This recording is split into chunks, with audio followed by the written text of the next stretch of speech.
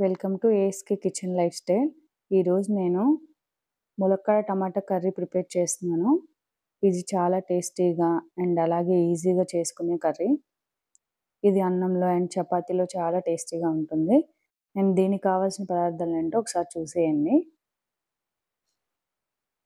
ఇక్కడ నేను 3 medium size ఉల్లిపాయలు, 4 టమాటాలు, 3 పచ్చిమిర్చి తీసుకున్నాను.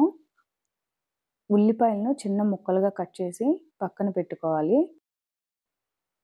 అండ్ అలానే పచ్చిమిర్చిని కూడా సన్నగా పొడుగ్గా కట్ చేసుకొని పక్కన పెట్టుకోవాలి. టమాటాలను కూడా చిన్నగా ముక్కలుగా కట్ చేసుకొని పక్కన పెట్టుకోవాలి.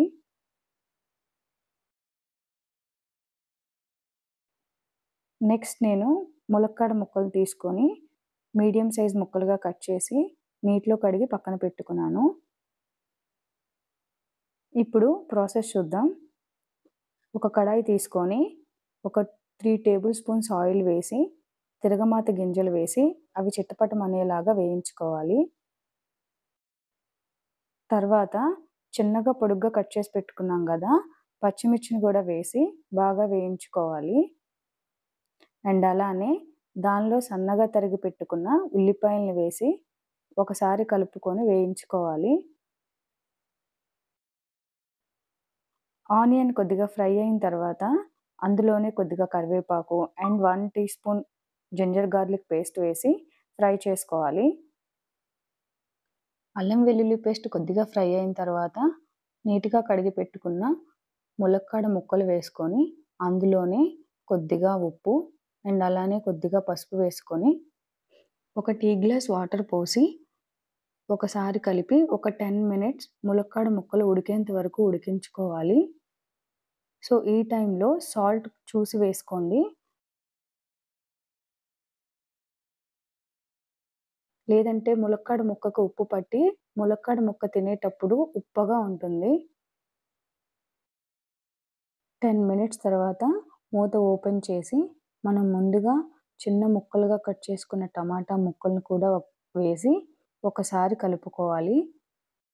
ఇలా కలుపుకున్న తర్వాత ఒకసారి మూత పెట్టి టమాటా మగ్గేంత వరకు ఉడికించుకోవాలి. టమాటాలు కొద్దిగా మెత్తబడిన తర్వాత అందులో 1 స్పూన్ కారం అండ్ అలానే ఒక టీ గ్లాస్ వాటర్ పోసి ఆయిల్ పైకి తేలేంత వరకు మూత పెట్టి ఉడికించుకోవాలి. ఈ కర్రీకి మనం ఎక్కువ వాటర్ యూజ్ చేయాల్సిన అవసరం లేదు. అండ్ టమాటాలు అండ్ అలాగే ములక్కాడలు కొంచెం వాటర్ క్వాంటిటీ ఉంటుంది కాబట్టి ఆ వాటర్‌తోనే కర్రీ అనేది ప్రిపేర్ అయిపోతుంది.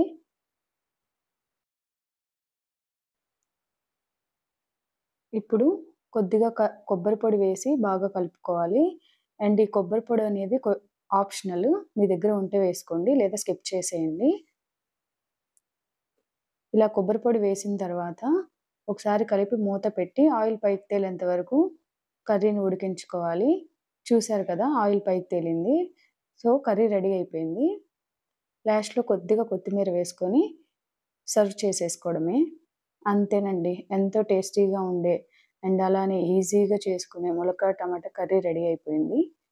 ఒకసారి మీరు కూడా ఇలా ట్రై చేసి మీకు ఎలా వచ్చిందో కామెంట్ బాక్స్‌లో కామెంట్ చేయండి.